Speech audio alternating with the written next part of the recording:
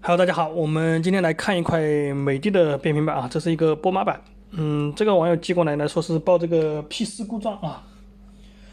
然后呢，我接上这个压缩机呢，测了一下来，发现这个压缩机启动一瞬间之后呢，报 P49 啊，P49就是这个压缩机过流保护啊。我们来启动一下看一下。好，我们等一会儿啊，它这个压缩机可以启动运转个几秒钟，然后马上就停了啊，然后这边就报这个 P49。这边呢，我接上手之后呢，所有的这个输出的电源呢，15伏、12伏、5伏这些都测了啊。好，现在这个压缩机启动了啊。好，现在马上停了啊，已经停了。停了之后呢，这边报 P4、P49，现在报 P46。这个问题就整个来说就是压缩机有问题啊，压缩机的这个过电流保护。那么像这种情况呢，我查了一下这个电流检测这一块电路呢是没有什么问题。最后呢，我在查这个自举升压电路的时候呢，发现了问题啊，我们一起来看一下。好，这边呢我简单的画了一个电路图啊，只画了一路啊。这个二极管和这个电容呢就是自举升压电路，它的作用呢就是用来使这个上管呢能在正常的一个开启啊。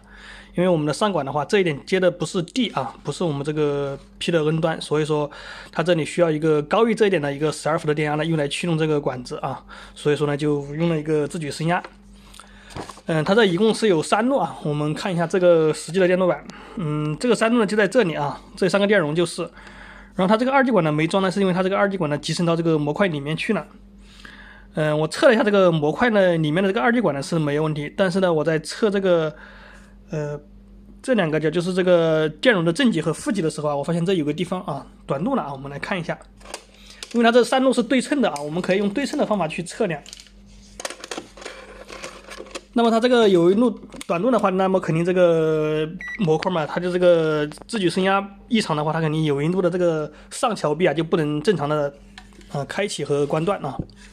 我们来看一下啊，就是这是一路啊，这是一路，这是一路，这一共是3路。这2个角呢，它一个是接了电容的正极，一个接了电容的负极啊。我们用这个二极管长来测一下。我们首先测第一个啊，我们发现这个是短路的啊。我们测第2个，我们发现这个就不是短路的。第3个也不是短路的。那么像这种情况啊，我们测这个电容两端是短路的话，那么只有2种情况啊，一种就是这个电容短路了，还有一种就是它这里面还有一个驱动的东西啊，驱动的这一块电路短路了。那么肯定这个电容短路的这个几率是非常的小啊。当然我也拆下来测了一下这个电容啊，是没有问题的。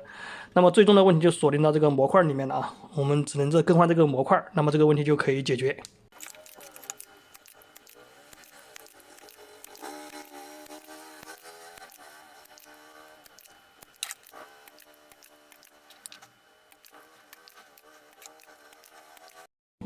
好，我们把这个模块拆下来了，我们来再测量一下啊，看是不是这个模块，里面短路了啊。我们测第一个正常的是655，第2个呢也是655，然后测第3个就已经短路了啊，那么也就是100%这个模块损坏了啊。那么我们买一个模块回来装上再来测试一下。好，我们这个新模块装上去了啊，我们再来测一下这个阻值啊，655、655、655啊，这个就是一样的啊，不存在短路了。那么我们再来接上压缩机来通电测试一下。啊，这边我们把压缩机接好了啊，我们来通电测试一下。开机啊，我们把这个外壳上了啊，因为这个下面有散热片，这个带压缩机的话不装散热片的话，这个模块运行不了一会儿就炸了啊。我们给它给个频率啊，我们看压缩机能不能启动，能不能长时间运行，还报不报那个 P49。好，现在压缩机已经启动了啊。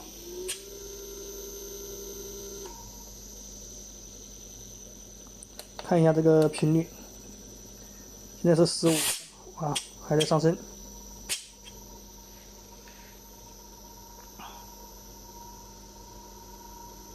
现在也运行了一会儿了啊，一直没有报这个 P46的故障啊。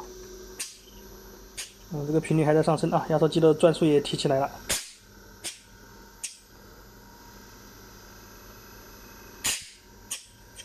啊，一直没有报这个故障了啊，一直运行正常。